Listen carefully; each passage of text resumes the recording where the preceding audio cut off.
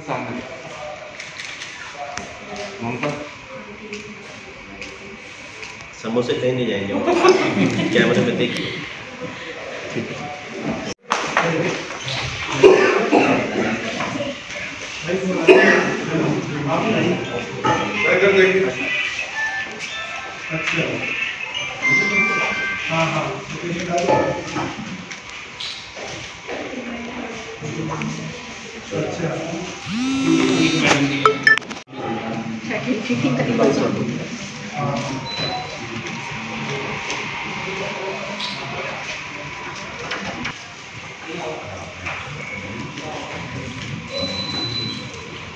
Sir epilepsy design क्या कुछ है, एक बार इसके बारे में बता दीजिए। आप प्रेस कॉन्फ्रेंस करिए, क्या कुछ है? जी, आज विश्व मिर्गी दिवस है, वर्ल्ड एपिलेप्सी डे, और इस बार का जो थीम है वो है milestones in my epilepsy journey.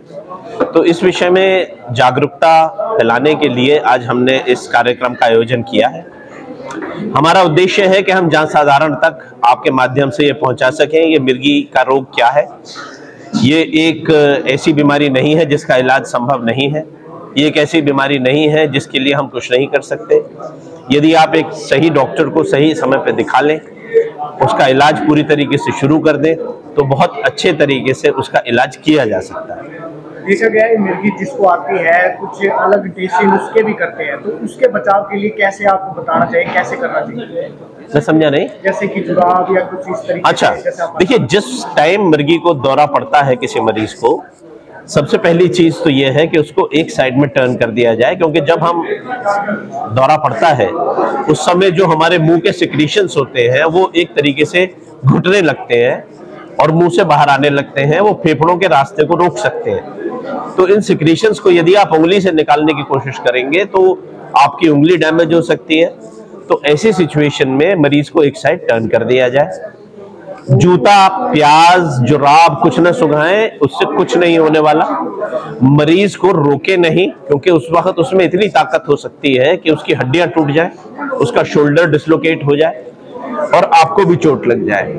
तो उसके आसपास से वो सारी चीजें हटा लें जिससे उसे चोट लगने की संभावना हो, और जब उसका दौरा पूरी तरीके से रुक जाए तो उसे पास के अस्पताल में तुरंत पहुंचा दें। अगर कोई इस बीमारी से ग्रस्त होता है तो उसको कैसे पता चलता है कि वो इस बीमारी से ग्रस्त है या उसको मिर्गी आ रही है? इस तरीके से कैसे लक्षण पता चलते हैं? मिर्गी कई प्रकार की होती है। एक तो ऐसी होती है जिसमें पूरा बॉडी में झटके आते हैं, मरीज को उल्टी आती है और बेहोश हो जाता है, उसका टट्टी पेशाब निकल जाता है, जबान दांतों के बीच में आके कट जाती है। इसको हम जनरलाइज्ड टोनिक-क्लोनिक मूवमेंट बोलते हैं। बट इसके अलावा भी कई दफा मरीजों को बहुत हल्के हल्के दौरे पड़ते रहते हैं, जिनमें हम ऑटोमेटिज्म्स बोलते हैं। कभी वो ऐसे अपने हाथ को मलेंगे, कभी इस प्रकार से अपनी जीभ चलाएंगे, या उल्टी पुल्टी बातें करनी शुरू कर देंगे, या सडनली उठ के भागने लगेंगे। इस प्रकार के दौरे भी मिर्गी हो सकते हैं। तो जब तक रोगियों को पता नहीं होगा कि ऐसे लक्षण भी मिर्गी में संभव है, तब तक वो किसी डॉक्टर से संपर्क ही नहीं करेंगे।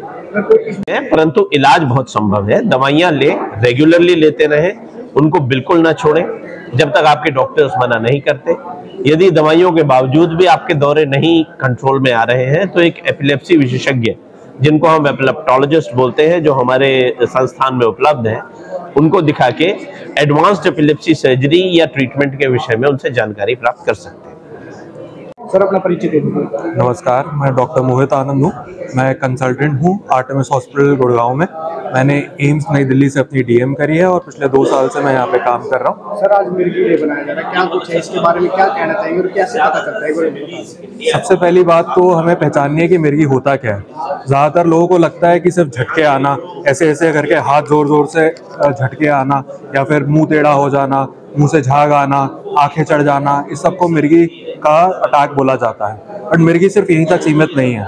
कुछ मरीजों को सिर्फ इतने छोटे अटैक आते हैं कि वो बस गुमसुम हो जाते हैं, या फिर अपने हाथ को कुछ कुछ हिलाते रहेंगे, या फिर एक तरफ को टकटकी लगा के देखते रहेंगे।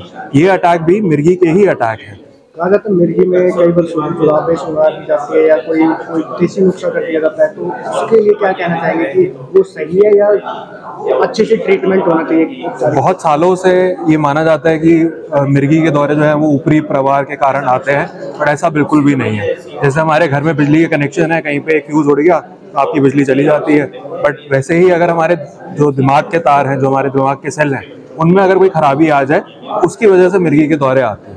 मिर्गी के कैसे लक्षण पता चलते हैं, किस कारण से आते हैं, कैसे सिम्टम्स इनके बाहर निकल के आते हैं? जैसा मैंने बताया कि सबसे कॉमन जो सिम्टम होता है वो तो होता है कि एकदम से गुमसुम हो जाना और हाथ पैर टेढ़े हो जाना, झटके आना। इसके साथ साथ कई मरीजों में ऐसा भी होता है कि आंखें ऊपर चढ़ जाती है, होश खो जाते हैं, मरीज गिर जाते हैं, जीभ कट जाती है, दांत भीग जाते हैं और पेशाब वगैरह निकल जाता है। क्या हॉस्पिटल्स की तरफ से आर्टेमिस हॉस्पिटल की तरफ से ऐसे कुछ अवेयरनेस के लिए कुछ कैंपेन चलाए गए कि मिर्गी के लिए वो सही से उपचार कराए, इस तरह से कोई योजना निकाली है? आज का दिन जो है, जो वर्ल्ड एपिलेप्सी डे है, इसके साथ साथ हम पूरा ये वीक एपिलेप्सी वीक के तौर पे मना रहे हैं, जिसमें बहुत सारे प्रोग्राम करे जा रहे हैं, प्रेस कॉन्फ्रेंस करी जा रही है, स्कूल के बच्चों को बुला के उनके अमंग अवेयरनेस फैलाई जा रही है, उनमें बड़े बुजुर्गों में भी अवेयरनेस फैलाई जा रही है and free OPTs and free consultation भी दी जा रही है। इसमें कोई टाइम पीरियड है कब तक इस बीमारी से निजात पा ली जाती है?